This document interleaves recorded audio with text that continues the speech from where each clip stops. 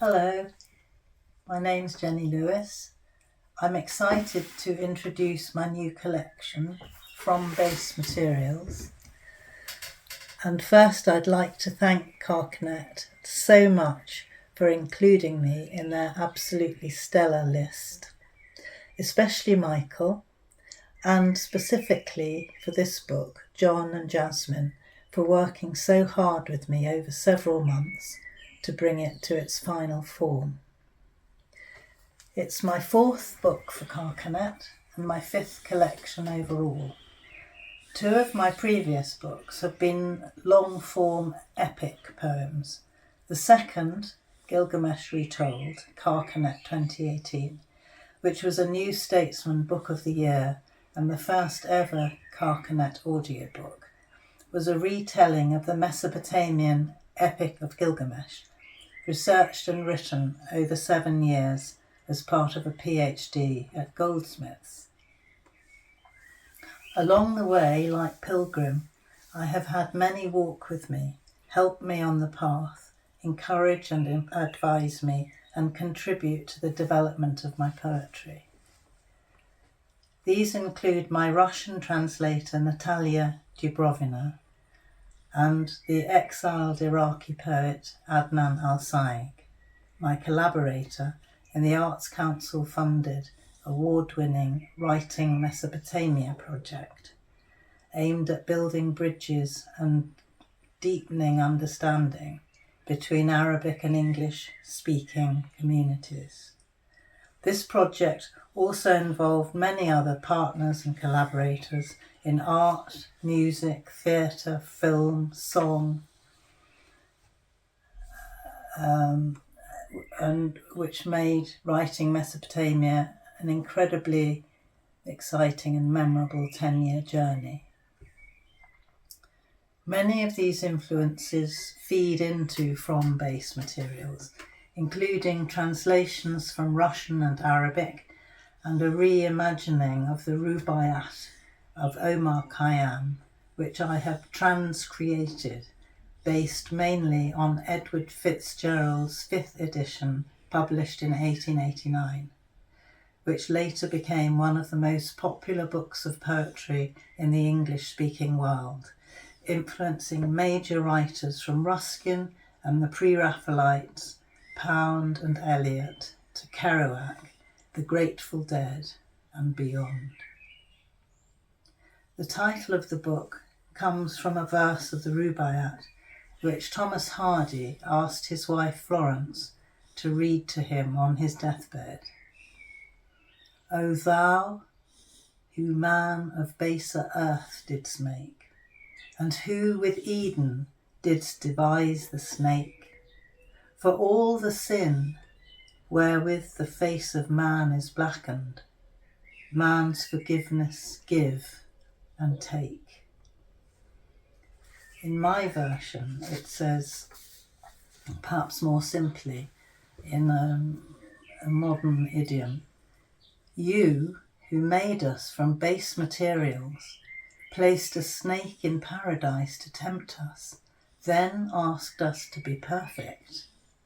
We can only forgive you if you promise to forgive us.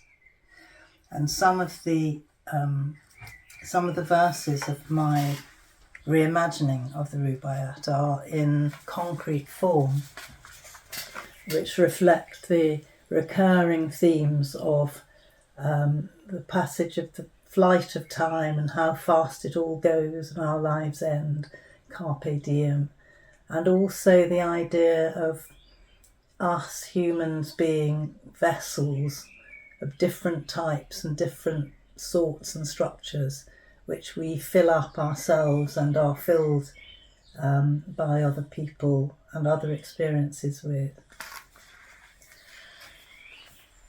In reimagining Rubaiyat, I also referred to the 1967 translation by Robert Graves and Omar Ali Shah, which claims that only those trained in the Sufic way of thinking can do it justice.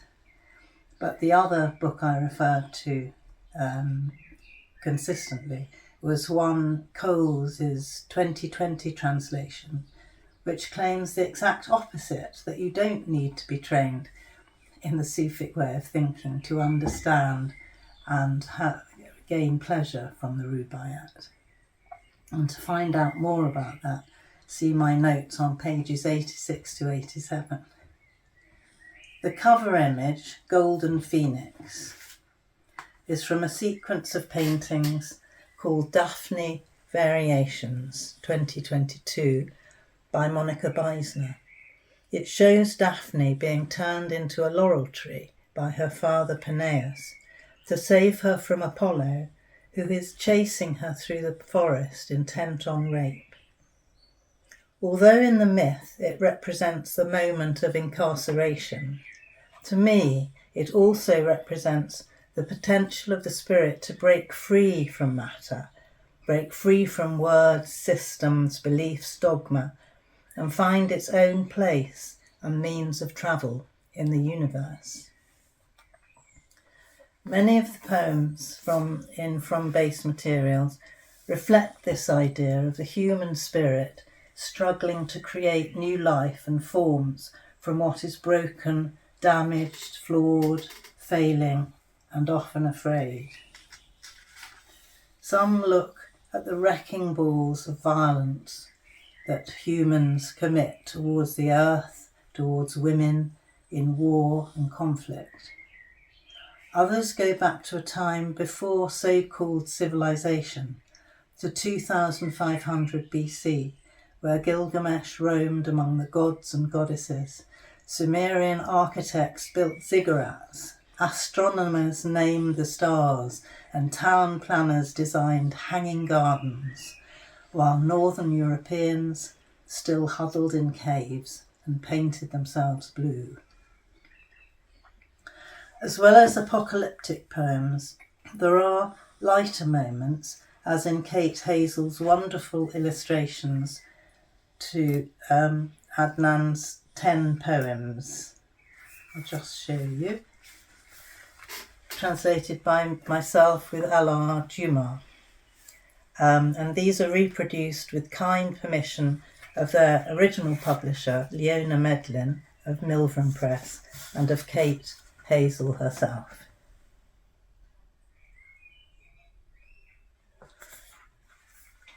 I hope you'll find plenty to surprise and inspire you in From Base Materials.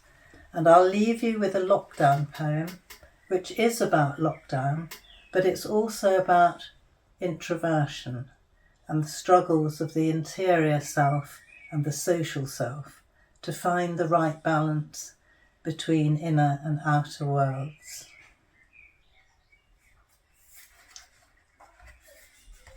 It's called Turning.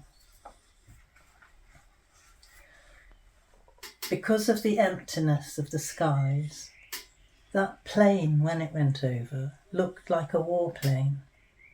Quiet as a midday moon, its drone silenced by the central heating coming on. It was 5 to 4 on a day of greyness and mating pigeons. The shudder of its fuselage, shouldering through cloud its 1,000 dull tongues, made my mind shy away, turning instead to the familiarity of the courting birds.